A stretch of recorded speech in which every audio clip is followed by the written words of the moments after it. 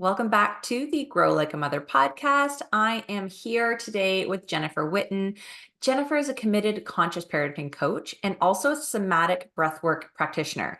And she guides individuals through this journey of parenthood. As a certified coach, Jennifer uses breathwork and mindfulness along with the conscious parenting method to equip parents with tools to manage their own emotions and build stronger connections with their kids, and also create a more peaceful environment at home, kind of aiming towards a space where both parents and children can thrive, which I absolutely love. I dove down the conscious parenting journey very early in my motherhood days, and I can't wait to have this conversation with you, Jennifer. Welcome to the show.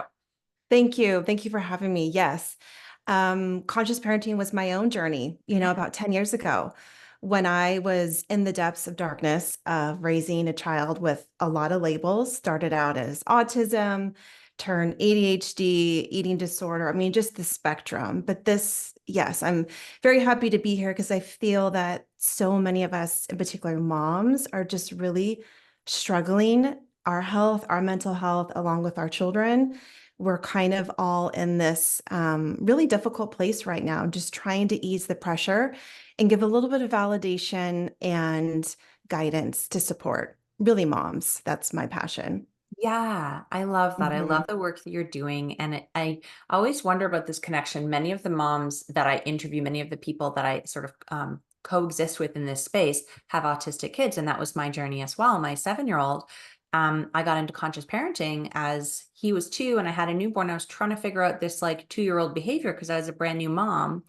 And it sort Right. of led me down this conscious parenting road, but it aligns a lot with what we're taught in raising neurodivergent kids. So that's kind of an interesting thing. I didn't realize that you were in I that didn't journey too. I didn't realize either. Well, it makes sense because we soon learn that society has taught us all these things to believe to be true about good behavior, bad behavior, fitting in. And we soon find out that really these types of kids really have a lot to teach us and they really change our perception on life and really require a lot of our own deep healing. Mm, And this is where I feel like we all are set free and able to parent from a more ease, joy, abundant, mindset. yeah. So where this whole pause parenting kind of came from was really my own journey of so many moments of about to break down and so many moments I was about to yell and lose it. And I kept just telling myself, just take a moment to pause. And a lot of times that meant I went into my own closet and either was deep breathing, crying, you name it. But it was just like kept saying, just pause, like in this moment, just pause. And then along with doing my own podcast, I always ask all my guests the same question. I always ask them, what do you wish that parents understood more? And more than not, they kept talking about, I wish parents knew they didn't need to be so perfect. Mm, It's not what our children want is perfection. So this idea of, pause evolved into this concept of how can we teach parents how to teach or parent more from a place of presence and less perfection? Like it just takes the pressure off that we don't need to know it all, do it all the right way. So this is kind of where this whole kind of concept came. And then I decided to break out the word, each letter into really my own journey of what has really helped me get to where I am today after, my son is 16. So it's been a 16-year life embodiment work. oh my gosh. Wow. I'm so curious to know what the acronym is and then what each of those 5 sort of pillars is about. Can I just get like right into it? Yes, yes, yes. So P is presence, and that's the pinnacle of it all. Mhm. And then as we go down, A is attunement, U is understanding triggers, S is somatic, and E is energy. Mm, And I combine these because of my own, again, journey of being years ago, started out as a Reiki master, started doing a lot of energy work, turned in to become certified in somatic breath work, evolved into becoming certified in conscious parenting coach. And I really like it because it combines mind and body. And I'm very much about healing requires not only in our mind, but we have to enter our body and really get into where it's stored and how do we process that. So pause incorporates the mind body healing journey. So starting out with P, presence, why I love presence so much is because presence communicates and demands us to be in the moment with whatever is showing up in that moment with our children. There's a concept in conscious parenting about being in different time zones than our children. Mm, And this is where a lot of conflict a lot of times happens. Children are masters at being in the present moment, especially if you have younger children, you can witness this. They can be in a tantrum 1 second and laughing and giggling in the next moment. And you're left as a parent whirlwind in your head about all these thoughts and feelings. But children know how to just let the emotions complete the loop in their body and they're into the next moment. And they're in moment by moment by moment. And this helps us when we learn how to really engage in the present moment with our children. We are right here with them that communicates connection and being here with whatever is going to show up. And it helps to build this connection when we think about being a good parent. We think it's about the lectures and the sermons and the life lessons. And I know for me, the pressure I used to put on myself to have the best vacation ever, the best holiday ever. We think about all these big moments, but presence requires simplicity of just being here for whatever shows up, being bored, being in some of our best memories as a family has been when we've all just been bored, mm, sitting around, and you just start making comments and you're joking and bantering off of something someone said. It turns into, a family lifelong inside joke. Back when the kids had, they put these filters on their phone and they're going around putting filters on everyone's faces. We came up with like Earl and all these funny nuanced names. It was just out of just sitting around, just in the moment. And this is what our kids are going to remember, not the big fancy holidays and, best. My mom taught me this one life lesson. We had this one moment of conversation. So, and presence also really helps us. And particularly, I've struggled with a lot of anxiety. My daughter, who's 13, has struggled with debilitating anxiety. And what I really love about helping to teach parents, not only for themselves, but their children, presence, is it helps to get us out of anxiety. And it helps us to get out of our mind, which our mind is housed where all fear and anxiety lives. In the present moment in our body is where safety, security, presence lives. And there's a concept called name it to tame it. mm. And it's a very great somatic approach that when someone is in a flooded with anxiety, helping them to get grounded into the present moment. And you're looking around and can you say, can I name 5 things I can see? I can see my cat. I can see the couch. I can see my picture hanging on my wall. Or we go and we say, what are 5 things you can feel? I can feel my hands moving together. I can feel the chair underneath me. You're really grounding into the present moment and getting into your body really helps to just downregulate the nervous system and get out of our fear head. So presence is so many things and it really supports a relationship not only with our children, but more importantly with ourselves and how we get grounded in this sense of self. And this is how we can enter moment by moment by moment with our children. So that's kind of an overview of P of pause. I love that. And I wonder if you're familiar with this sort of conscious parenting expert that I first learned from, because she talks about this sometimes, Jamie Glowacki. Do you know Um, Jamie? She's I've heard of that, but yeah, I'm not yeah. familiar. One of the things that I first heard about conscious parenting was this idea of like, it doesn't have to be magical, Yes. like you don't have to be perfect. The same thing that you're reiterating here today with us is like you being present in the moment and having that connection means Mhm. everything to our kids, Yes. right? And Yes. that gives us such a Right. permission slip to just let go of the perfectionism and the comparisonitis and all of that. Absolutely. When we think about what do we want our children to look back and say, and imagine if our children said, you know what, mom was just always around. Yeah. Mom was just here and she listened. Mom didn't put pressure on me with an agenda or anything. She was just here. What an amazing memory and legacy for our parents to know that we were just here in all the messiness moment by moment in their life. And that's all children want, is love and care. And I feel like when we get stuck in perfection, we're stuck in more in an expectation we have of ourselves versus what our children have of us. And really, that's stuck in a loop of thinking that we're not good enough, so I must be perfect. But our kids don't want that. They just want us to be there, engaged, and in the moment, sitting with them, listening, especially teenagers. Teenager moms and dads, it's like if we just learn to really close our mouths and say less, that's all our teens want. They just want us available whenever they're ready to be attuned to that moment, which leads me to the next letter A as attunement.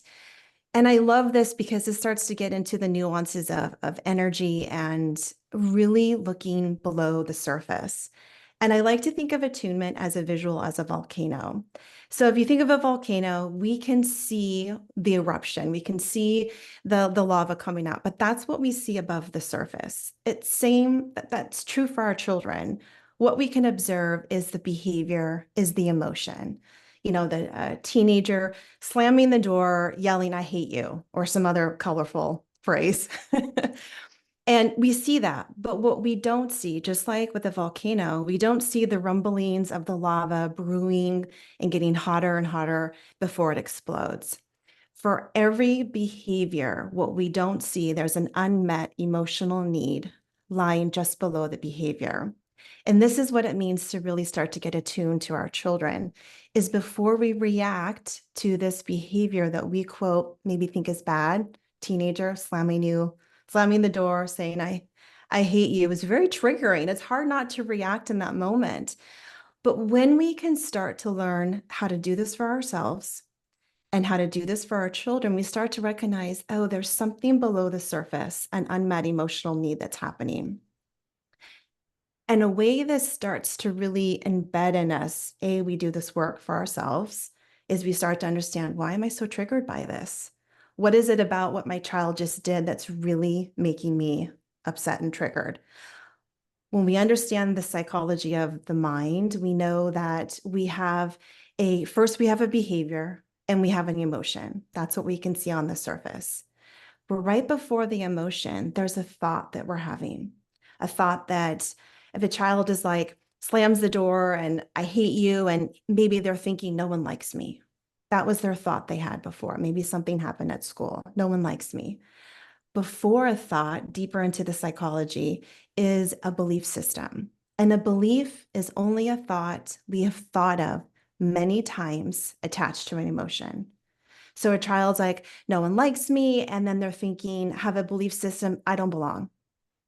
And then the deeper into the belief is a pattern. The pattern is the deep root. A lot of our childhood imprinting comes from a pattern.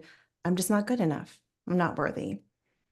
And so Dr. Shafali, who is my teacher of conscious parenting, says that, a lot of us live patterns, not lives, because we're all just running a pattern and the loop just keeps going. So I like to think of attunement in that way, is just, it helps us to enter our heart and have a little bit more compassion, empathy for the situation, to understand that this behavior that we see on the outside, that we're so quick to want to discipline, that there's something emotionally deep going on with our children. And when we attune to that, we really bridge a connection where we're able to have a little bit more connection, understanding, compassion, and maybe a little bit of guidance when we kind of bridge that gap with our children. Mm-hmm. It's such a beautiful way to come at a conflict or a pressure situation where we might feel triggered, to have that knowing or awareness to stop and think, uh, it's almost like my child isn't giving me a hard time, my child is having a hard time, right? That Yes, I love that. right. Let me stop and think about what could be, even if it wasn't you, even if it has nothing to do with you, just Right. understanding can be really the stepping stone you need to be able to then move past. Absolutely. Yeah. No, that's beautiful. Yes. Most of the time, all of these things have nothing to do with us. When we can think about ourselves when we've gotten upset, it's rarely about that situation. It's been brewing, it's something else. And so it's really detaching from that trigger and really understanding this has nothing to do for me. So let me get curious to understand what is going on with my child, or to have a lot of compassion for ourselves. What is going on with me? When I have a moment, let me just sit with this and figure out, why did this upset me so much? Which brings me to you, is understanding triggers, because parenting is the most triggering thing we could ever experience. I mean, nobody knows how to push your buttons than your child. I Mhm. think they come out, formulated and programmed to know this. But really, all they're doing is they are a beautiful teacher, because they are a mirror to our inside world that is not yet healed. And that is on us. And so triggers is really a reflection. And what I've come to verbalize and try to help people understand triggers, because this actually can be really hard for parents to, or anybody, to not think it's the other person's fault. No trigger exists on the outside. And it's so hard, because in some moments it's so satisfying to think, you made me feel this way. But all triggers live on the inside. And if we can think about it like small little fires burning within us, Mm. small little fires are just small, younger parts within us that haven't been healed. That they exist, they're already there. Something on the outside, our child yells at us, someone cuts us off on the freeway, whatever it may be that just instantly triggers you, it's like throwing gasoline on that fire. The fire was already there before the trigger. And we also know that triggers exist on the inside. It's never on the outside, because it impacts everybody differently. So, an example in our family, my daughter, 13, very big emotions. A lot of teen girls are just, and it can be super triggering to deal with this constant drama and emotion and the rising and the falling. Well, my husband has had a really hard time with this, and he would get really upset, and just almost, he was feeling it to the core of being disrespected, didn't understand, really struggling to try to connect with Kate, because he was so blocked by his own getting angry of Mm. her big emotions. And so he's done a lot of his own inner work. And interesting enough, when he went in and kind of did his own work with his coach, and him growing up, he had an older sister, and his older sister was very emotional and took over the whole house. And he learned very early on that he needed to be the one that got along, kept his mouth quiet, let the storm pass, don't engage. Meanwhile, he's having all his feelings that he kept shoving down and suppressing. So here comes along his daughter, who's reflecting that back to him. And it was almost like he was angry that, why do you have the permission to be so yell and have big emotions? I don't get to do that. I moved on with life. Just suppress it, move on. Why do you have to be so, vocal about your feelings? And that was a lot of his own healing. And my daughter getting emotional didn't impact me the same way, because the trigger's always on the inside, not on the outside. Wow. Yeah. It really is so enlightening when you can identify what the trigger is and then why. Like, but the first step, even for people who are like me, who just felt like constantly overwhelmed and didn't even know why, is just trying to identify what is the trigger Yes. first. What are those moments? And then you can sort of dive in a little bit deeper. But being curious and staying aware is how we Yes. start. Absolutely. And that is the work in itself, to not get flooded into that impulse reactive place, but to stay in a curiosity compassionate, because we are going to get triggered, and we're not going to always handle it, the most ideal way. And that is where we also then have to learn really a lot of self-compassion and acceptance when we do blow up and mess up, because we're not supposed to be perfect. We are a human being with a lot of moving parts within us. But we start to have more curiosity about, I wonder why that really bothers me. And you sit with it, or you ask the question and you let it go. It will come to you in the most, odd time. And then you'll have a moment into yourself and be like, okay, this is something for me to explore if I choose to. Right. And So, so, um, The next letter is S. You said that was somatic. Is that right? Yes, somatic. Okay. So this is my passion and my love is the body work. And somatic comes from the word soma, which means body. Sometimes I also like to say S means slow down. It's Mm. a way to just say, let's just take a deep breath and let's just take a moment to slow down. And, I wish parents knew that all it took was 5 deep breaths to completely change your state. It'll completely change your nervous system state. And when we enter and we can dysregulate and calm the nervous system down, we all of a sudden have different choices that we didn't see before because we were blocked with cortisol and stress. We have different words that might come out of us because we are entering from a place of heart and connection. And also something that's really important to understand, I've done a lot of IFS parts work, which has really helped me to understand my inner triggers, my inner younger parts. And Dr. Gabor Mate, who I don't know if you've heard of him, but he's the trauma guru of childhood trauma and body. And he says something really interesting that he's known for is that trauma isn't what happened to us. It's what's happening still within us. Mm. And it's this idea that, say, when we were 5, something happened. It doesn't have to be capital T. It could be small t. It could be, mom or dad forgot to pick me up from baseball practice and the fear and anxiety of being abandoned and left and something's wrong.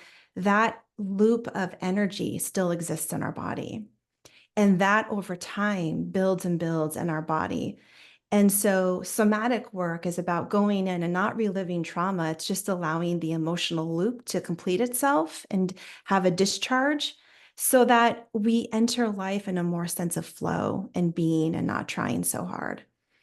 And so somatic is just more about how do we drop down into our body in any given moment. And like you said, a great way to start if someone was interested in understanding their triggers. It's like they could drop in and say, where do I feel that in my body? And a lot of times people will say, feel it in my stomach, my head, my shoulder, my neck, where we all hold stress. And then you can say, how old is this part? How old is the stomach part that is feeling this knot? And you can when you start to drop into your body, you'll be surprised how much information you'll get. And a lot of times you'll have these thoughts, these memories that'll come to you that had nothing to do with the situation. And then that is how you then be able to get intimate and connect with that part and heal it and allow yourself to express whatever needs to be expressed to release that almost emotional somatic loop in your body. But breath work is the way to do this because it gets us out of our heads. When we're focusing on our breath and someone's guiding you through a breath, your body literally takes over. And what I witnessed in so many sessions, people, you can't consciously predict what will come up, but it's so freeing and healing and liberating to allow these younger parts to kind of just have their moment and integrate into your full body.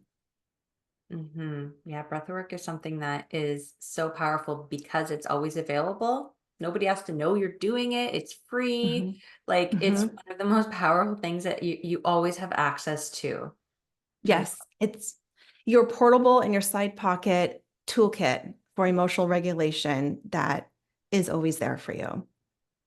Right. Mhm. And so then talk to us about the E, the energy or the energetics. Energetics is this nonverbal communication. We are exuding a frequency at any given moment. We as humans, our thoughts, our words, everything is energy. And young children, in particularly, there's so much research about trauma and all the things that happen in these younger attachment, non-attachment children. It's all coming from the energy. Children are picking more up on our nonverbal cues than they are of our verbal cues. And I like to think of this as a radio station. We are constantly tuning into a radio station, and we have the control and power to decide what is that frequency going to be. And this is what our children are picking up on. They're picking up on all the nuances on what we believe about ourselves, how we view our own bodies, how we live our life, the thoughts. they're picking up on everything like a little sponge. They're a tuning fork, attuning to us. And so we can do the same to them as well, picking up on these nuances of what are they putting out and what is the nonverbal communicating to maybe what's going on inside their internal world. There was a recent study that I just heard about that was fascinating. It was kind of from a scientific perspective, demonstrating the law of attraction. And it was a study done in Germany. There was like 25,000 participants put into what's it called? Oh, a cage Faraday's, which I've never heard of this, but it's an area where it's devoid of all frequencies. So Mm. every single frequency is not in this cage per se. And they were able to measure the frequencies coming off of a human's body. And they were able to even, determine what emotion it was based off of the frequency. And the highest frequency that was coming off of a human body was authenticity. Mm. And that makes so much sense. When you're talking with somebody, when you're with somebody, you're getting this vibe, and we all are gravitated to authenticity. It is somebody exuding their true essence. They don't have an agenda with you, they're not trying to control you. And this is what our children pick up on when we are talking with them and doing. They're knowing if we're just talking a bunch of crap, or are we coming from a true, authentic, compassionate, curious place because we have their best interest and not our own for them? And so they always say that moms are, super intuitive. It's more that moms are just very sensitive to these frequencies, and our children are very sensitive to our frequency. I have one last story. It was when my daughter was born, and it's just such a beautiful portrayal of this. I had an emergency C-section. She was under a lot of stress. I was under a lot of stress. So she got taken to ICU, had an IV in her forehead. And for those first 24 hours, I couldn't leave my bed. So I kept telling my husband, go see her. She's probably like freaking out. Where's mom?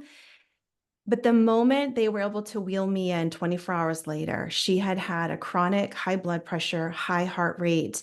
She was under a tremendous amount of stress. The moment they put her into my arms, all her vitals dropped. And that is that energetic. She was like, there's home, there's mom. And we can see that in newborns, but it happens all the way through our childhood's life. Our children are still picking up on the energy that we're giving them. And yeah, It's so, it just keeps us in the energy of doing versus in the energy of trying.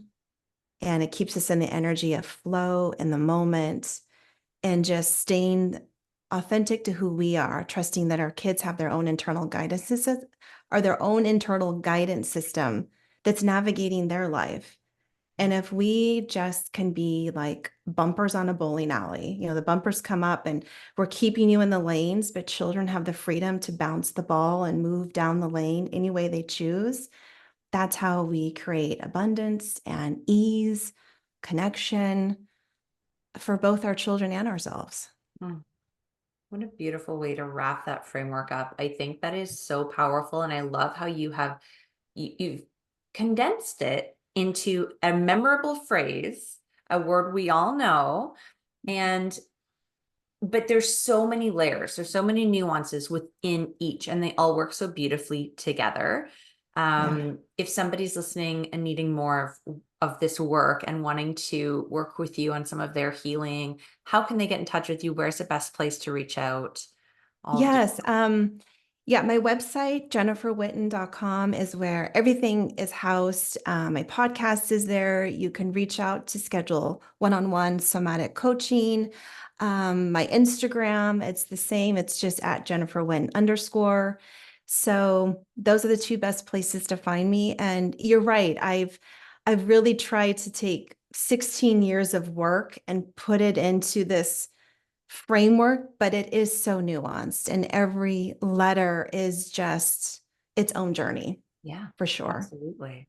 Well, Yeah. if you're listening and you heard about Jen here in the podcast, send us both a note, tag us, take a screenshot of the episode. We'd love to know what resonated with you most out of the pause framework. And I suspect that you're going to have a lot of people reaching out because this is really valuable, wise information. Thank you so much for being here and sharing Thank with us. you. Thank you. This was so wonderful. I love it. Thank you for having me.